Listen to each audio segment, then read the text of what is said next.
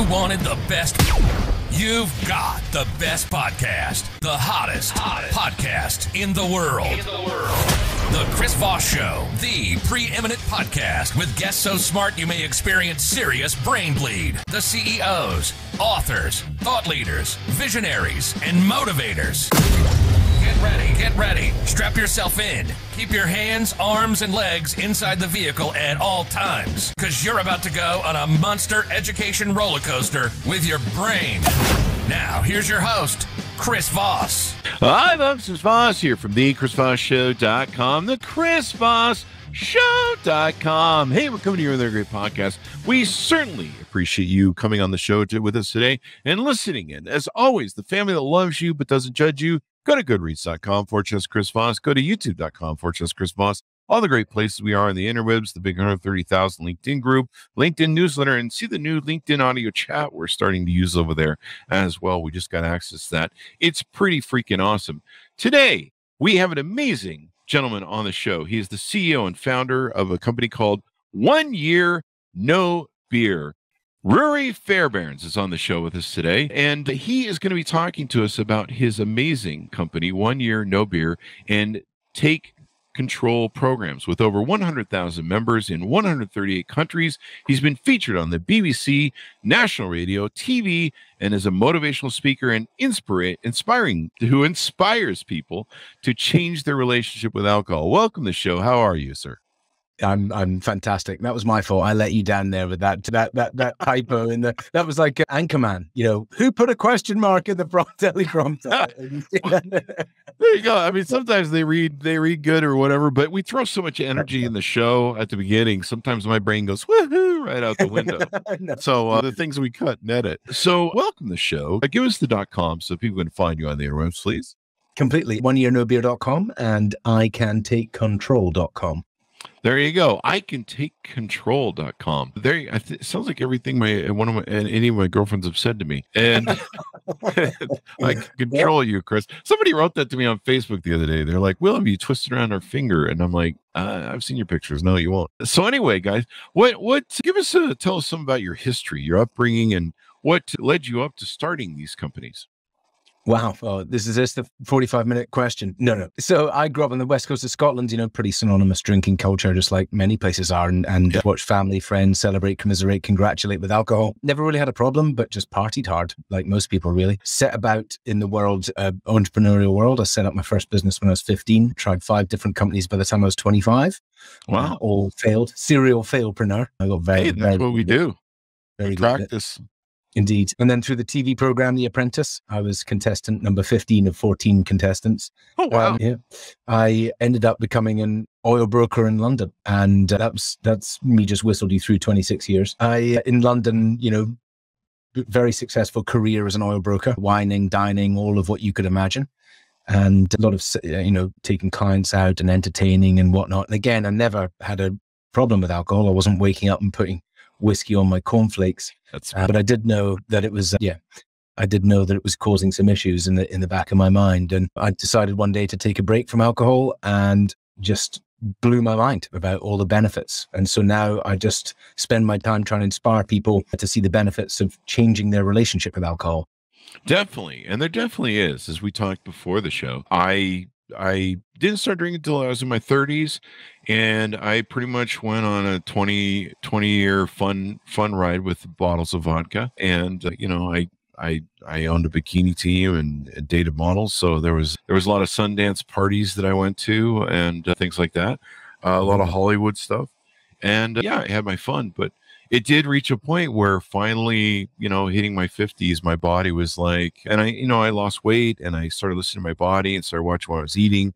And I just started realizing that the dehydration and stuff was sticking with me for days. And I'm like, finally, I just reached a point where I'm just like, these hangovers, man, I drink 3 beers to get a hangover. You just can't do it when you get old. So yeah.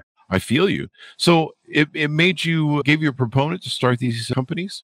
Yeah. So, I mean, basically, this is back then, this is 2013. It was unheard of for an oil broker to not drink. It was serious peer pressure for me to drink. In fact, my boss told me I was committing commercial suicide if I stopped drinking. And it was just unheard of, And I think that just is a big shout out to everyone who works in any industry where they think that, oh, this is just the norm and there's a lot of drinking and everything else, is that although there was all this pressure there to continue, I actually through meditation, and I was like, hang on a minute, I really think this is I really think there's something up here.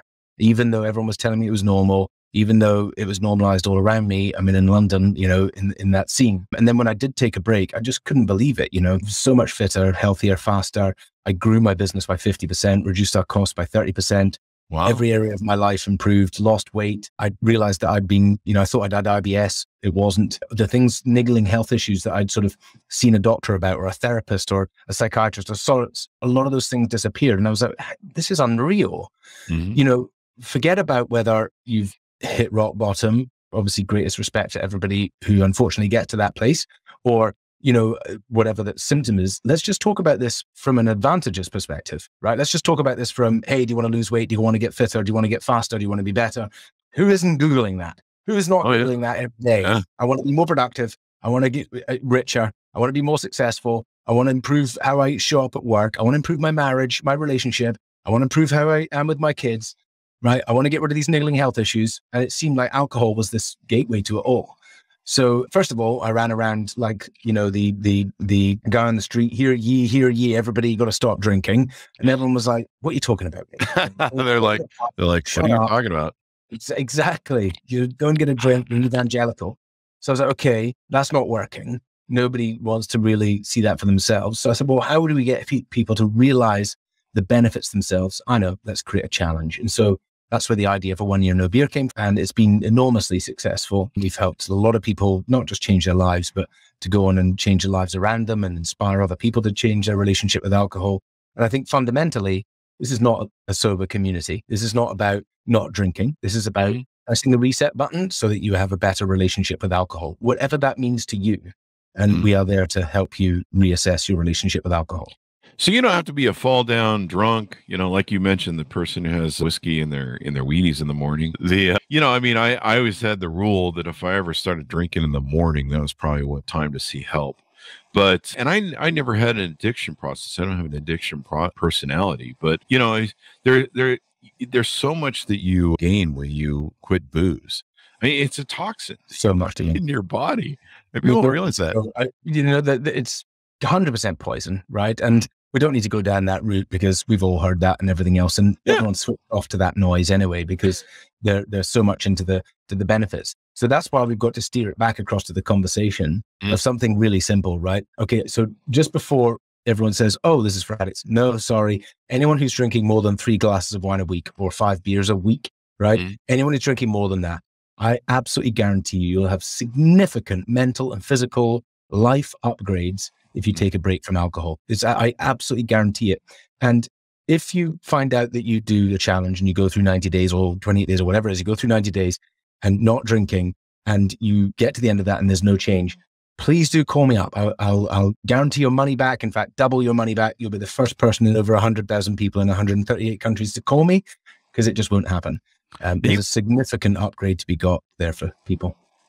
And you built this up to over 80,000 members that are part of the 1 year no beer website and community. The other thing is I would notice that after a night of drinking, I would bloat and put on water, and your body puts on water because you've dehydrated it. And so it overcompensates. So it floods you with water, and you carry that weight for 2 or 3 days, at least in my body. And I would just feel bloated. I'd feel just nasty. I would just, I'd just be like, my body would be going, hey, he's drinking, so we got to overcompensate with water, dehydration, the lack of vitamins with the hangovers and stuff. I mean, at one point I reached out to my friend who, we used to drink a lot, and we got into our late 40s and 50s, and I'm like, dude, I'm really suffering, man. And he goes, oh man, you're just getting old. You've got to, start taking electrolytes and vitamin B and take your vitamins before you pass out at night. And I tried gaming that, and that got helped a little bit more, but it just finally reached a point where the bloating, the weight that would go on with the water weight. And then the other thing that I didn't know was that it actually lowers a man's testosterone when you drink. Yeah. There are lots of health impacts from alcohol. I mean, again, let's skip on past that one, right? It's like, Sure. It causes cancer. That's absolutely labeled in. Wow. And I think what we'll see over the next certainly 5 years is cigarette style labeling on alcohol drinks. It's going to happen in Europe soon. They've already passed the bill. So we're going to see such a huge change. The world is changing its relationship with alcohol, and millennials are drinking less.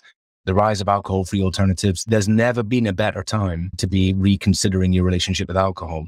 There is a key thing here, really, and something that we discovered is what we saw a lot of people every year, for instance, they go, right, I'm going to do dry January. And they would abstain from something. So they'd use a lot of white knuckling, a lot of willpower. They would then change their environment. They would stop seeing their social circle. They'd hide from their friends because they're boring and it's dull. They'd go on Twitter and talk about how crap it is, or count down the minutes till the 1st of Feb so they can go and get drunk again. Mm-hmm. But all of our drinking is psychological. And so all you're doing is reaffirming the limiting belief that fun, sexy, happy, awesome life is with alcohol, and dull, boring, rubbish life is without alcohol. Mm. And so lots of people would go through these months and they'd maybe have a better relationship for a little bit afterwards from that colon, but then they'd find themselves coming back and it would come back worse. And many, many people saw this from the pandemic, right? And the impact of the pandemic on the world's psyche was, decimating. And so many, many people got a much more toxic relationship with alcohol. So in looking at this, we said, well, hang on a minute. How do we help people really shift in a very big way? What are the things that actually cause alcohol to show up? And this is where we discovered something really amazing, is that the actual truth is that alcohol showing up like that is actually a gift. Now, I know some people can find this a bit confronting, but the truth is that the reason why alcohol is showing up like that is it's a symptom. And what is underlying are these causes and these behaviors and these things in our life. Now, you can use it as an opportunity when you stop drinking to really start focusing on those things to make sure that they shift so that the addictive behavior, which is what it is, bad habit, whether it doesn't suddenly come back worse, or morph into something else, right? How many people stop drinking and eat sugar like it's going out of fashion? How many people stop drinking but bury themselves into work or gambling or sugar or caffeine or porn or you name it? Okay. So and when we went really deep into this, we said, okay, well, now that we understand the underlying factors, can we actually create something that enables people to shift in a big way? So in June, we launched a program designed for high achievers, top performers, senior execs, business owners, entrepreneurs. And we want to literally throw the kitchen sink at them over 8 weeks, okay? Because over 8 weeks, what we're saying is we're going to work on significantly on the reasons why alcohol is showing up in your life, so that after that 8-week period, you have a roadmap from which you can control your drinking. Now, control is very different to just not drinking. Control is yes or no, or I might have one, or I'll stop at half, or I'm not going to drink tonight. Control is where I drink, right? I drink as much as I want, whenever I want. I just usually choose not to because I don't want to, and I don't want the impact afterwards, but I'm not bothered if I do. And this is the first program of its kind that I know that is helping people get control of their relationship with alcohol, and it's having enormous success. We've now had over 40 people through the program. We're just about to launch our next one soon, and it's, Cecilia, who came on our podcast, I think she says life-changing 33 times in a 45-minute space. So it's been a pretty powerful program. I can tell you, it definitely works. I used to thought I slept better for drinking at night because I would kind of work really long and then I'd be able to pass out. It's a sugar, so I would actually be able to work longer, and I'd be tired, and I'm an entrepreneur, so I'm like, fuck it, I'm gonna have some drinks, and it would give me juice, man. As long as I was drinking, I was like partying, and I could work longer at night.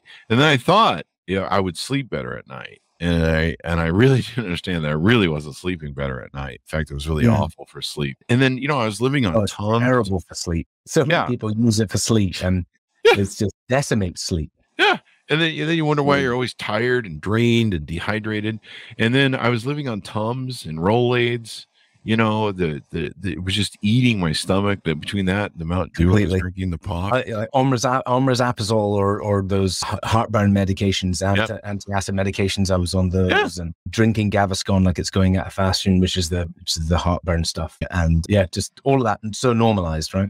Yeah. And the one thing I learned too was no one knows what I'm drinking if I go out with friends. So I can have a Coke and they just think I'm having a rum and Coke. And if someone asks, I mean, I'm not abashed, but if I was a recovering alcoholic in an AA program or someone who had concerns about the thing, you just say you have a rum and Coke. Like no one's gonna check your rum and Coke. Yeah. Like no one's gonna be like, I don't believe you. Let me drink that and see what you're like, dude. I just drank that. No one's gonna check.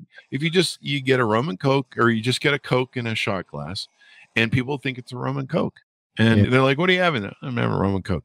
Like, doesn't bother me to say, I'm just having a Coke because I'm not gonna have a hangover tonight. But if you're really concerned, you can lie about it.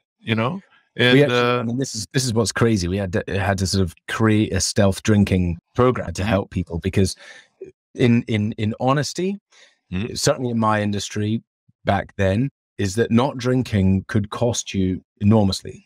One account, hundreds of thousands of dollars. It's like, okay, so I have to drink, and we're power drinking when we go to lunch. And I remember this one time I wasn't drinking, and we went in, and I'd go in early, and I had all these techniques that I used to do, and I went in and I tipped the restaurateur or the bar 50 quid, and about, look, whatever happens, wherever we're ordering, mine is alcohol free, unless you just can't get away with it, and then I'll just drink the alcohol. It's fine, but I'm on alcohol free. And so, great, no problem, I got it. So we sit down, and all these lads just sit down, hey, let this right, pint, yeah, pint. But along come their pints, dunk. And I'm waiting for mine, and next minute, this like candle holder, flowery sequin glass is placed in front of me. And then this dusty bottle of Beck's Blue is popped next to it. Would you like to open it for me here? Or would you like to? I'm like, what is this? Get this away from me right now and get me a pint, before I lose this big client of mine. So the thing is that those pressures do exist out there for people. Yeah. And if you're trying to climb the ladder or prove yourself or things like that, that is so much the world. And the thing I would say to people is that it is, but literally 50% of it is made up in your head. And you realize that afterwards, you're like, good God, look at all that pressure I was putting myself under. Like, just like Chris said there, you can have these techniques, right? Yeah. You can stealth drink, right? Which is, you order a pint of beer, but yours is alcohol-free beer. Nobody needs to know. And then when somebody gets you around, pour it in the toilet or the flower pot, and then go and yourself order an alcohol-free version. So there's ways around it. Yeah, normally, like when I'm dating, to just get away from the bill sort of situation when it gets set in front of you and all that, a lot of times I excuse myself and go to the bathroom, and I'll pull the waiter aside, pay him, give him my credit card, and that way I'm just like, just make sure this doesn't, if I'm out with family or somebody, and everyone's going to fight over the bill, and I'm like, fuck it, I'm going to beat him to the bill, and so I'll do that. But you can just be like, hey, I'm going to go to the bathroom, and I'm going to refill my drink when I go up there, and just go up to the bar and get a Coke. Like, no one knows. I mean, I've drinking Cokes when I'm out drinking. No one has ever asked me, what are you drinking? They just assume it's a rum and Coke, or whatever. It's like, or you can even do a Red Bull and it looks like Red Bull vodka, and you're just like, no one knows. And no one's going to check it. Like, no one's going to be like, give me that. And so you just, you excuse yourself, go to the, say you're going to the bathroom or going to the beer or whatever, get a wander, there's all probably sorts of ways you could do it if you're really insecure about it. But a lot of people, you certainly, business owners and things like that, they just feel like it's got to be done and it's part of the deal. And, one of our guys in our complete control program, he runs a big talent organization, and he's just like, I don't know how, because I'm expected when I either meet these celebs or meet their agents or everything else, it's just like they're not going to do business with me. And I'm like, you have to understand that so much of that is the construct of your head. You're only going to really understand that when you challenge it and you see that it's actually okay. And the second thing is, you could always do what I did as an oil broker. And I just hired 2 juniors, and I took them to lunch with me, and I said, these guys are drinking for me, so make sure you go hell on them, right? And people just used to think that was absolutely hilarious. Now, I'm really sorry to the guys. They have liver issues now. No, they don't. They're actually very well. They take over my business and are very wealthy young lads, so they're fine. But but yeah, it was a much better tactic. So there's ways around it. I think so many people are caught up. Either it's become this prevalent thing at home, and so for many people now, it's like there's these factors of boredom. We went through the pandemic and it was just so easy. It was so easy to just slip into something and carry on and everything else. And these habits became more and more ingrained. And now it's like, hey, I have control of so many areas of my life. Like I've clearly demonstrated I dominate in business. This is our customer talking and many people out there, right? I've dominated in business. I've been successful. I'm able to control so much. And yet I feel this thing is just out of control. And that is where we can help the most. We really want to help people dial in the reason on why that's coming up. But most importantly, not roll the dice on, I'm sure most people would nod their heads on, I've done a month before, but it didn't really make much of a difference. I came back to where I am today. And that's the thing. There's a massive, massive difference between just not drinking or stopping drinking and actually changing a relationship with it. And that's why we created our programs. That's awesome. And the other thing is too, is you mentioned this on the website, fatty liver. People that with their livers, they can really get messed up, and your liver will store 40. I think it says by the end of 4 weeks, you found participants in a study had lost an average of 40% of their liver fat and 3K body weight. 3 kilogram of body weight. I mean, this is from Professor Moore. I think you're reading his study. Mm-hmm. It is the largest ever study into a 4-week break from alcohol. And amongst those, cholesterol lowered, lost weight. I think on average, people lost 4 kilos or so, 40% reduction in fatty liver, blood pressure dropped. Right. Pause. We put into our community, what one reason would you give somebody to change their relationship with alcohol? It had 500 comments in 24 hours. And I would reckon maybe, 500 of those were unique. There were 750 comments, 500 are unique. And there's all sorts of things like there. Slept better. My eyes are brighter. My hair improved, which is a really important one for me, as you can tell. And anyway, but the thing is that most people don't realize. So stepping back again, Professor Moore said that, and this was published in the New Scientist, if this were a pill, if the results of a break from alcohol were a pill, then this would be a multi-billion-dollar industry. And do you know what I think about that for a second? I think about, 1 in 3 people now taking antidepressants, and yet alcohol is a depressant. I never put that two together. That's hilarious. Flag that one up there for a second. So those two are completely contravening. And alcohol is so interesting because not only is it a depressant, but it really feeds anxiety. Now, I know you know that, right? You wake up hangover and you're like, fuck what I did last night. Oh God, blah, blah, blah, blah, blah. But that anxiety has a long half-life, right? So one session, right, followed by another session, that's a week long of anxiety. Then when you go again in the following weekend, you now increase that long. And people don't realize, right, that they're taking anxiety medications. We had a woman who came to our program and she's like, I have been in and out of psychologists, psychiatrists. I've been on every anxiety medication there are. I've had brain scans and nobody was like, oh my God, you need to stop drinking, right? And she was like, I'm 90 days in and I've never had this reduction in anxiety in my life. That's awesome. What is going on in the world? So the point being, there is this magical pill, right? This magical pill that can give you so much: lost weight, clarity, energy, your productivity back, reduced anxiety. 500 different things if you ask my community. And it's there at your fingertips, ready for you to take. You've just got to step over the line and take it. So you can see I'm passionate about this subject. I got to tell you, I started just, I'm going to skip tonight. I'm going to skip this. And the more I got away from it, the better I felt, the better my body felt. It scaled back from vodka to a couple beers and just scaling back and stuff. So you have a community online where people can, get some better peer pressure, some better peer influence. Tell us a little bit about that.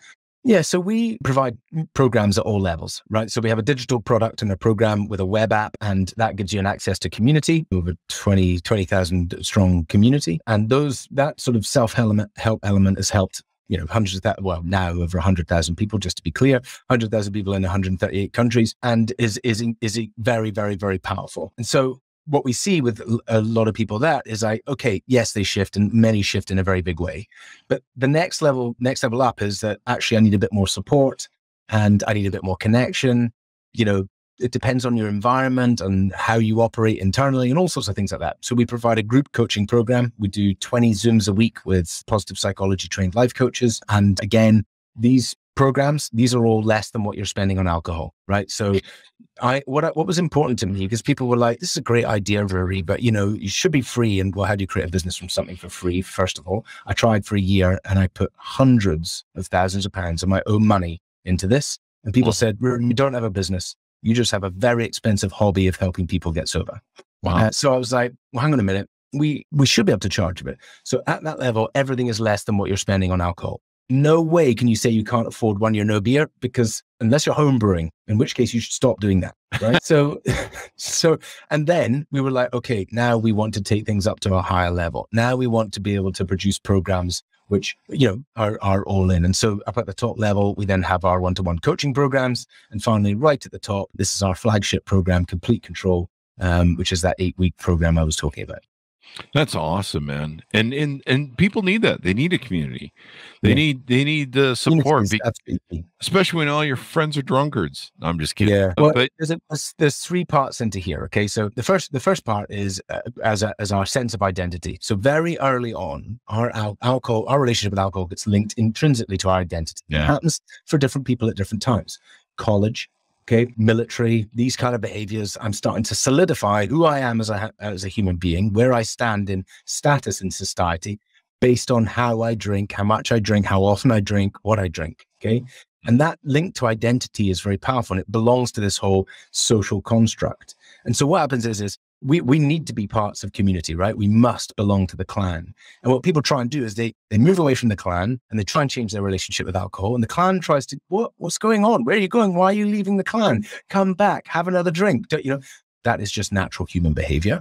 And meanwhile, we don't find anyone else to belong to. And guess what? Next minute, you're right back in the clan again, because you didn't find that sense of connection somewhere else. And so having a community is critical. But then when we looked deeper at it, we actually looked at the science of behavior change, which is a sort of collection of the top universities working together to work out what is more likely to make an intervention, a health intervention or behavior change intervention, stick. And what they discovered was that community is one of the core pillars, but there's also 2 other elements to it. And that is when the community is more like-minded. Okay, so when they have more commonality, the chances of the intervention sticking is much, much, much higher. So that's why we really ring-fenced in business leaders, CEOs, entrepreneurs, because even at that level, right, I've heard from people say, oh, I went to AA, but I couldn't really be truthful about my situation because they just went, oh, poor you, boo-hoo, cry into your golden cup. Not quite the same understanding, right? So, yeah. So here it was about building a community very close-knit where they could talk honestly, right? Really communicate about how alcohol shows up in business, how it shows up in the pressures of running a business, etc. And the third key part into this is that close-knit community that feels that commonality needs to go the program together. And so this was why we then put these into cohorts so that we get a select group of people. And at this precise moment, the one next starting is on the 25th, and that's about 20 people going through the program at the same time together, and it creates massive change. So yeah, it's really, really interesting stuff, how our brain is mapped around our relationship with alcohol. And so how do people get together with you guys, sign up for the different programs you have, and get aware of what's going on? Totally. So 1 Year No Beer is our main site, oneyearnobeer.com. And there you will find the challenge, which is Reset and Realign. That's a 90-day challenge to change your relationship with alcohol. And when you look through that, there's also the group coaching element and also the coaching element on there. If you want to just get control of your relationship with alcohol, you're not ready to stop drinking just yet, you'd like to try and moderate, cut back a bit, and you want support, rules, and how to do that, then you go to icantakecontrol.com. And inside icantakecontrol.com, you will find our program called Complete Control, which is specifically for business owners, entrepreneurs, leaders, etc., who want to transform the reasons why alcohol is showing up in their life. There you go. It's a good journey I think people should go on. And like you say, it's really tied to identity. And so one of the issues that people have is you've got to change your mindset, right?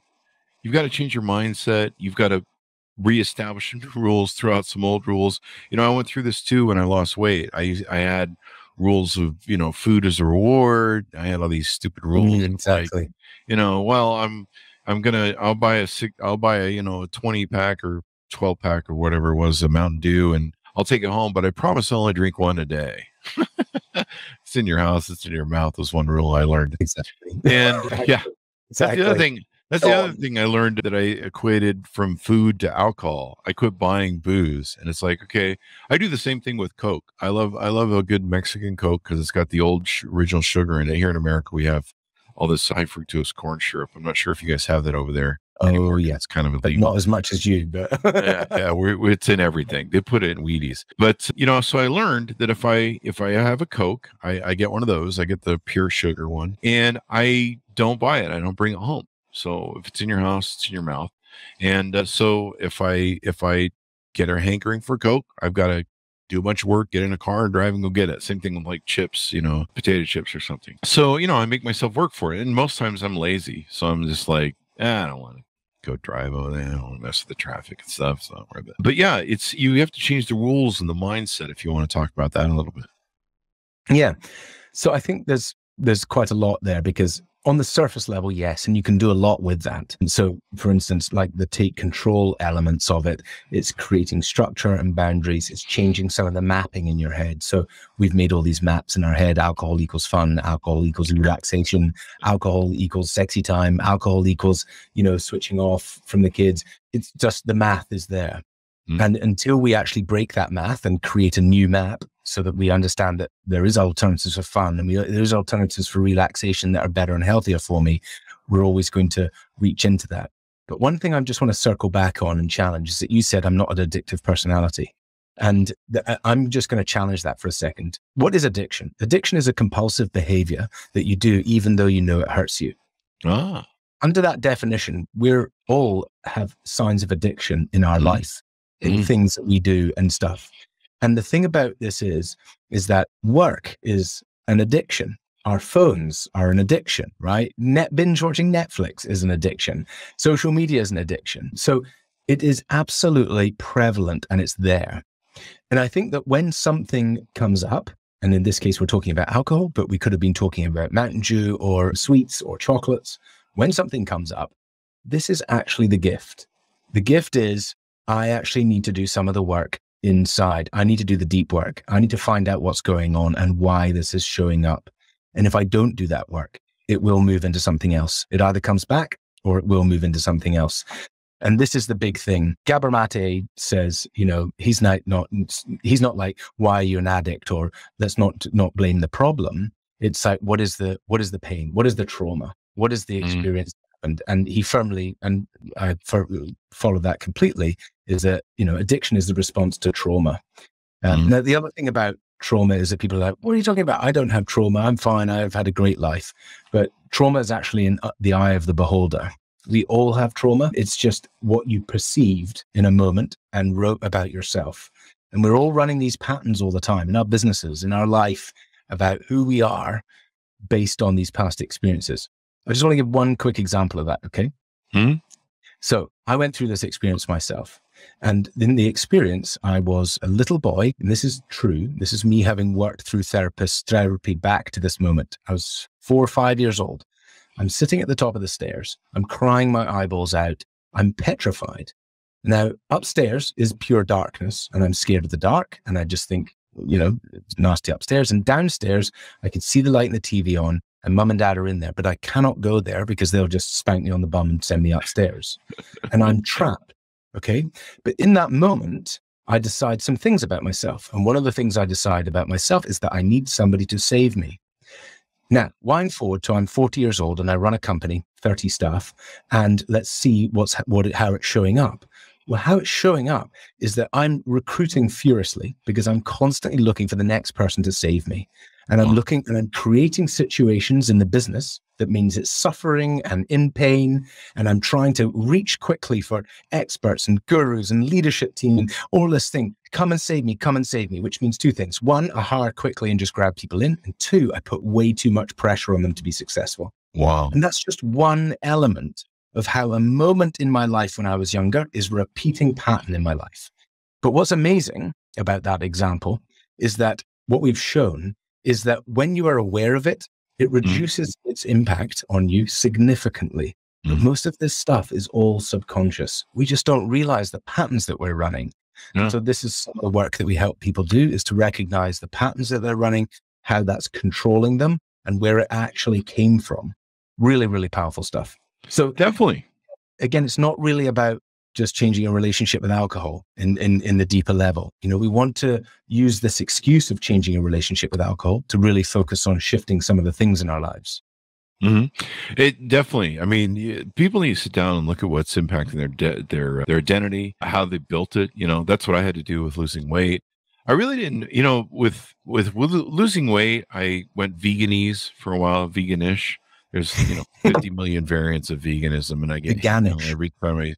every time I say, a little bit of what is, but basically I just started eating more vegetables. Like even now I have a salad every day. I prepare it. You might not like the dressing, vegan people, but I mean, it's, I mean, I'm having a bowl of spinach and there's a bunch of char in there and a bunch of other stuff. And then it has like just piles of all, I mean, I make a great salad, and that's kind of the real hack is to make it taste great. But in the end, I mean, I'm eating a bowl of spinach every day. I mean, it's healthy as hell. Beats what I used to eat. And, hacking the brain, hacking your identity, hacking all these stupid rules you make, it's really interesting, all the crap you make. And half the time just admitting that you might have an issue and saying, hey, let's deal with this, is sometimes half the battle. Once you identify it and just go, well, what could happen here? And after that, I just got really in tune with my body. And I was just like, I just really don't like how much weight I gain, how much water weight I gain after I drink. I don't like the dehydration. I started really tuning on my body and listening to like, well done. And my body just doesn't like this. And, I know it's bad for me. It's not healthy. I think you're lucky though for that. And I consider myself lucky for that as well. I think an awful lot of people probably don't listen or hear to those signs or don't get those signs. And I think a lot of people get themselves into trouble before those signs come along. Yeah. And, I think the alcohol cost calculator it's the math is not being done at all for so many people. In actual fact, I know because, I was absolutely wild. And so I would get myself in very precarious situations, whether it was surfing on top of cars, absolutely pissed drunk, or driving them, or, whatever it was just always wild stuff. In fact, I used to have this theme tune, which was basically the James song, Getting Away with It, all messed up. Because I was like, oh, wow. Just got away with that, like that close to death.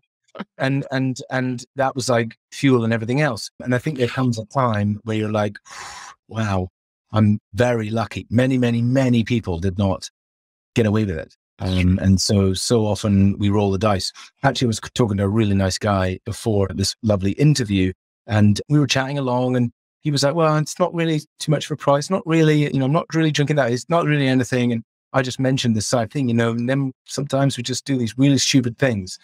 And then right at the end of the call, he was like, when you said that, I was like, he's got you there. He's got you there. And I think that's kind of the stuff we brush under the carpet. Where did I end up last night? What did I do? Or what did I nearly do? That's the stuff we need to be a bit more honest with ourselves about, and then say, hang on a minute, I think it's time I change my relationship with alcohol. Yeah. And I had too many years of headaches too. You'd wake up hungover, and I played games with it. And I'm like, take a bunch of, vitamin B before you go to bed, drink lots of electrolytes, just all sorts of games to get over the hangover. And then finally I'm just like, there's a reason you're getting hungover, and there's a reason it hurts. Your body's just going, hey man, knock it off. Quit fucking with this. We're tired of you and your little drinking thing there you got going on. And I got to tell you, I haven't had a drink in, I don't know, a year or two. I quit during Corona, the COVID crisis, and I'm happy. Well done. I think, after 6 months, there was like a beer in the fridge, and I'm like, I think I'll kill that off. And then I drank it, and I was like, oh hell, this is why I don't do this anymore. I think I ended up like a little dehydrated over one beer, and I was just like, oh man, stop it. Just knock it off. And the other funny thing is I started working out. I started going to the gym every day. And then I started, I'm in my 50s. So, we start lowering testosterone. So I'm like, well, if I'm going to go to the gym, I better should check my testosterone levels to see what's going on there. Well, then I found out that alcohol lowers your testosterone. So if you're a man who's trying to go to the gym, who's trying to get buff for the wife or the girlfriend, you're drinking stuff that's making you, that's feminizing you, basically. Well, so it's more than everyone is trying to lose weight, right? I mean, all pressed into massive amounts of calories. Let's talk about this, right? A glass of wine is an ice cream. And a glass of wine is a single scoop of ice cream. A pint of beer is a slice of pizza. So I just want to ask all the ladies out there, if you saw it as an ice cream, like how often are you guzzling down on an ice cream? Honestly, you're not doing that. You're like, no, I can't eat the ice cream, but give us another glass of Chardonnay. Well, it is. They're the same, but we don't understand it. Secondary to that, it's also the way it's processed. So it processes into sugars and then it causes into fat. But alcohol is absolutely poison. And so it must be processed by the liver than anything else. But guess what else gets processed by the liver? Weight loss. Fat cells, used fat cells get processed by the liver. So you cannot process the weight loss until you've removed the alcohol out of your system. And so this is why weight loss is so much harder. And that's why you see so many people lose weight when they take a break from alcohol. So there are all of these complete paradigms, or wrong word, but paradoxes, where people are like taking it for drinking it, and yet it's the exact thing which is causing the issue or drumming up the issue in the first place. Like for me, right, ADHD, alcohol's like the worst thing possible. If you're ADHD, it's just so unhelpful, and it's crazy. So I totally agree with you. Let's plug your podcast too. You have a podcast that talks about stuff and helps support people. 1 Year No Beer Podcast, OYNB podcast. We're currently on series 2. We're just drumming up the exciting series 3. And last week we hit 1 million downloads. So that is awesome, man. Congratulations. Welcome to the big club, man. That is awesome.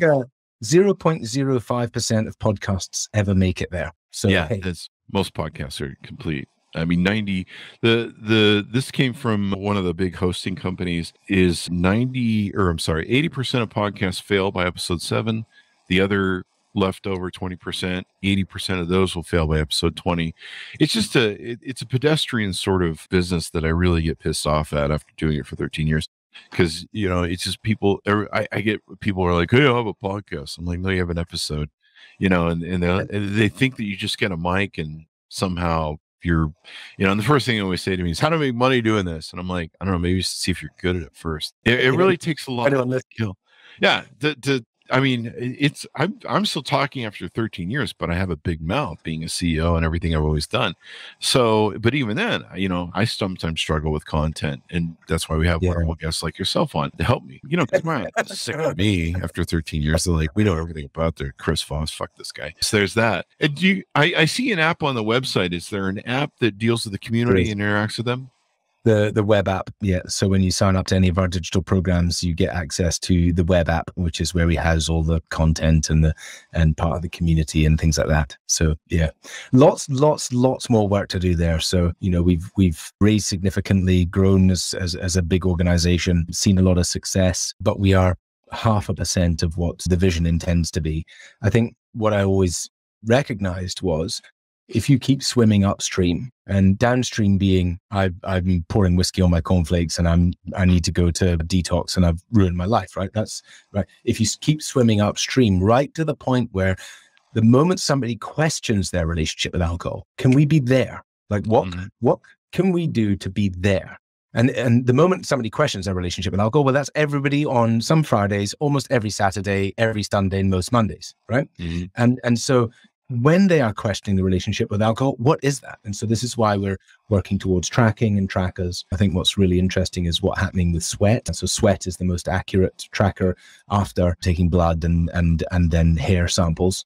And you can be able to help people see the sort of content they have in their blood, what impact that's having on them, help them start to reduce it, control it. Ultimately, at the front of all behavior change is awareness.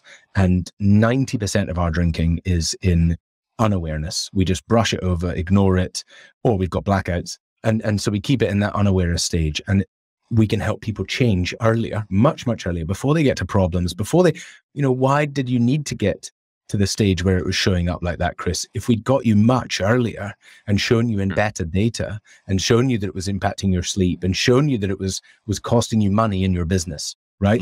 Then you'd have been like, hang on a minute, what am I doing this for? This is nuts. That's what I want to do. I want to be able to swim upstream and help people earlier.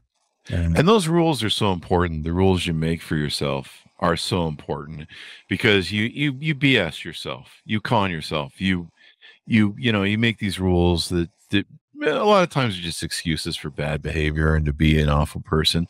And sometimes you just haven't sat down and, like you say, we talked about earlier in the show, you're like, well, I'm not going to be as fun, and I equated it to, the bedroom. I seem to be a lot better in the bedroom with ladies. I've been a single guy all my life. I've always had to entertain because I've been a single guy.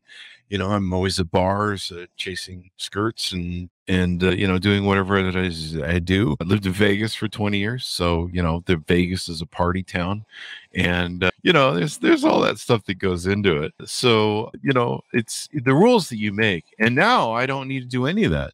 Now I'm more in control. Thank God. Even when I drank, I never woke up with anybody I didn't want to see. I still was able to maintain my eyesight when I drank. But there was a couple, I think, big parties I threw where I woke up the next day and had messages going, "You won't believe what you did." And I was like, really? What? Or usually it was something I said to somebody. I was like really a jerk. Totally. And I wasn't an asshole drunk, but one of my absolute clangers I'll never forget is being at this party. My wife was a model, and there was a sort of model party, but there was one of the models had a baby there. And so, just had a big golden shower. So anyway, I was standing waiting outside, cooked, and this lady, very attractive lady, walks to me with a bump. So I'm like, "Oh, when are you due?" "Oh," she's like, "Oh, I'm not pregnant." And then I tell my wife this, and she's like, "Oh my God, she's the one with the eating issues and the problems, psychological." And I was just like, I am never saying that ever again. Never. Those words are never coming out of my mouth again. Yeah. So, well, at a model party, you just figure everyone's doing the coke and the meth. That's what keeps them skinny. I'm just kidding. I used to own a modeling agency and a bikini team. That's where the joke comes from. I love it. But yeah. So anything more we need to touch on or tease out before we go? No, the only thing I really want to say to people is hopefully some of what I've said has resonated. Whatever you do, if in the back of your head, you're asking yourself the question, am I drinking too much? You are. And I guarantee you that the other side, taking some moments now to say, right, I'm going to think about taking a break, or I'm going to change my relationship with alcohol. It's a great time now. We're in October. We're coming up to December, crazy season, too much drinking, too much craziness. Give it a break now. We can help you, but just go and find out local help or anyone or whatever support, or if you feel like you need to do it on your own, but just give it a shot. It's the one thing I can recommend you. It is the one thing. It's like the one ring to rule them all. It is the one thing that will open up the door to everything else. It'll open up the door to the exercise, to the focus, to the clarity you want, to the productivity you want. I could keep going on. Just give it a shot. Give it a shot. I certainly highly recommend it, man.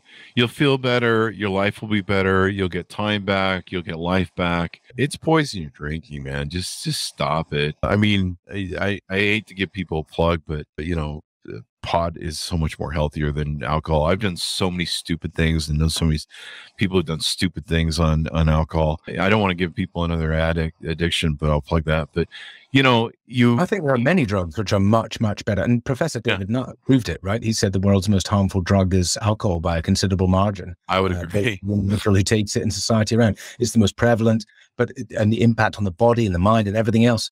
There are way better drugs to be consuming. And what's ridiculous is many of them are illegal, but they're actually healthy. In fact, what we're proving is they're therapeutic. They're helpful for exactly what we're trying to deal with. Psilocybin, MDMA, LSD, these things are proving transformational for addiction and trauma therapy and helping people. And they're illegal. And it's to me, I tell friends now, I'm like, alcohol really should be illegal, but I think we tried that in the 1920s here in America. You go to work out and then you drink, and so that lowers your testosterone, and you're trying to work out to get testosterone so you can build muscle. So you're screwed there. If you're a woman, you're trying to lose weight, drinking the wine. Chris. Yeah, well, dude, I learned that, man. I'm old, man. We're trying to preserve whatever we got going on here. Exactly. I tell you one thing that's really important as well is not just to sing the sober message, because that is what makes people avoid it so much. Yeah. I just want to let you know, I drink as much as I want, whenever I want. I just usually choose not to. And I think that's what most people want. Most people want a better relationship with it. And that's my encouragement is to get out there and get a better relationship with it. And if you need any support whatsoever, then just come and check us out, because we are the experts. Try it. What can happen? What could happen bad? Like, seriously, what can happen bad? You're going to feel better. Your body's going to start communicating to you that it loves you. It's like, we like you. We like this new you. You should keep doing this. You're going to make you feel really good. And you're going to, just get a better life. So give us the .com one last time so we can have people check it out on the interwebs. oneyearnobeer.com and icantakecontrol.com. There you go. Thank you for coming by, sir. We really appreciate it. Very insightful stuff, and helping people improve the quality of their life. Gotta love it. Thanks, Chris. Thanks for having me on, and well done on your journey. Thank you. Well, it's a journey, that process. I'm still trying to eat healthier and healthier, and every now and then we go out and eat a little bad, but we have the salad a day, and I do intermittent fasting every day. We start the day with coffee, no sugar, no fat. And we go as long as we can. We try and stick to a 16-8, where you fast for 16 and eat for 8. And, we try and do that every day. Sometimes you get off. If you live alone, you and the dog, or you and the mic? It's me and the dogs. And so it's easier. Are they fasting? Huh? No, they eat whatever they want. But, I usually feed them doggy treats, so I'm not tempted by what they're eating. Yeah. I think I might have gotten really hungry one day and tried one, but they're those chew sticks. But it's easier for me because I live alone, because if it's in your house, it's in your mouth. That's one thing I've learned. And it's harder for people when they have a family and, the family's dieting. So you got, chocolate and pop and all that crap and thing. But me being single, it's easy to contain. And intermittent fasting, I've just gotten used to it. It's really healthy and easy. Exactly. Totally. And you know what? You get more done. You're actually fired up, and you have a little bit more energy because your body's like, we need to hunt for food. And you're like, no, you're fine. You'll live. So there you go. Thank you for tuning in. We really appreciate you guys coming by the show. I highly endorse it. Check it out, because my life has been better for it. I wish I would have started earlier. Don't make my mistake. And I've lost a lot of weight quitting booze. So there you go. I'm walking thing for it. People hate me. They'll be like, you lost 2 to 3 pounds a day there for a while. It's that's how much crap you're putting into your system and killing yourself. Be sure to go to all of our groups on Facebook, LinkedIn, Twitter, Instagram, TikTok, all those places the crazy kids are playing. And we'll see you guys next time.